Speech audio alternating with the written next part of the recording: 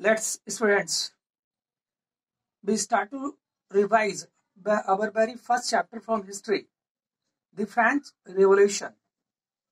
The French Revolution, also called the Revolution of 1789. This revolution was a major event in the history of Western societies and had a profound effect on the world today.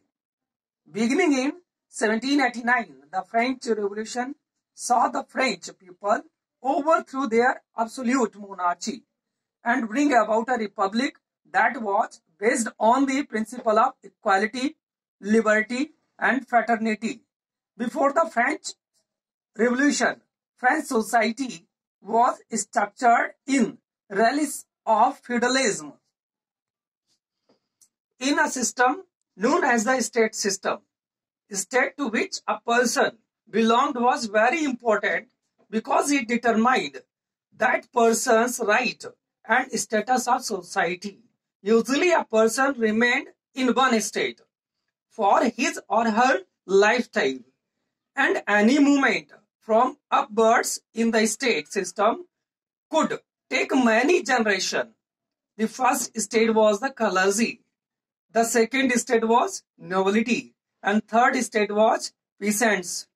While the peasants made a vast majority of people in the French society, over 96%, they lacked was political or economic power. By 1789, this began to cause anger amongst peasants class, or many of them began to question the authority of their monarch, Louis XVI. Additionally, several other elements combined to cause French Revolution. To begin, for example, in decades before the French Revolution, Europe was being transformed by the age of Enlightenment. The first step of revolution began in 1789, when Louis XVI called the State General of 1789, a meeting of representatives of each of their states. Louis XVI called meeting in order to try to solve economic crisis facing the country at time. Unfortunately, the three states could not decide how to vote during the State General, and the meeting failed. Angered with inaction of the State General and upset with their position in French society, many of the third state representatives left and met to take the tennis court oath. It was here that the third state established the National Assembly, the new revolutionary government, and pledged not to separate and to reassemble wherever circumstances requires until the constitution of the kingdom is established. Now the French Revolution took a violent turn when the Parisian citizens carried out the storming of the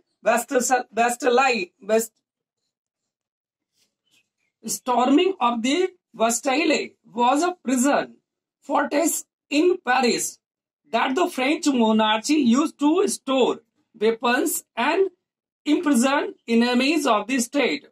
On July 14, 1789, a Paris mob stormed the Bastille and demolished it brick by brick with their hands, considered by many historians to be the spark of the French Revolution. The storming of Bastille was a significant event because it showed the third state citizens successfully challenged the authority of Louis XVI. Then, on August 26, 1789, the National Assembly adopted the Declaration of Right of the Man and of the Citizens.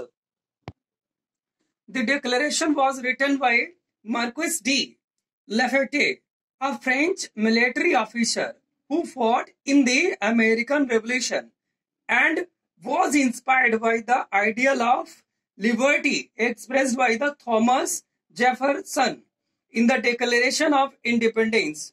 The Declaration of the Right of the Man of the Citizens set out the series of individual rights protected by laws. Today, many historians view the Declaration of Rights of Man and Citizens as an important document in the both history of the French Revolution and the history of democracy and individual rights in the world. In next major events of the French Revolution saw a mob of Parisian women march to the palace of Versailles in order to French the royal family to return in Paris. Louis XVI and his family had left Paris for Versailles earlier in the revolution. On 5th of October 1789, the group of working class women were protesting the piece of bread, and on the 6th of October, they marched from the Paris to Versailles to confront the king. Upon arriving, the women killed several of the king's guard and forced the royal family to return to Paris with them. From their point on, Louis XVI and his family were effectively held prisoners by the revolution and citizens of France. The National Assembly had passed the Declaration of Rights, Man and of the Citizens, which had limited the authority of Louis XVI. Seeing his power dwindle and fearing the continued growth of the revolutionaries, Louis XVI and his family to flee the country. On the night of June 20th, 1791, Louis XVI, Marie Antoinette, and their children fled the Tuileries Palace to try to make it to Austria in order to gather support from Marie Antoinette's countries of birth. The family snuck out of the palace in Paris, disguised as servants, and took a carriage throughout the French countryside towards France's border with Austria. When the carriage arrived in the small French town of Vernes, it was stopped by the town officials, and the royal family was recognized. The revolutionaries forced Louis XVI and his family to return to Paris and removed little remaining authority he still had. The National Convention took over power from the Legislative Assembly and was much more radical in nature.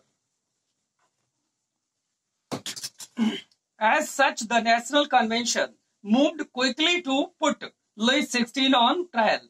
Louis XVI was charged with treason due to his attempt to flee the country and was convicted by the National Convention. The famous revolutionary Maximilien Robespierre commented that Louis must die so the nation may live. Louis' punishment was death, and on January 21, 1793, Louis XVI was beheaded by guillotine.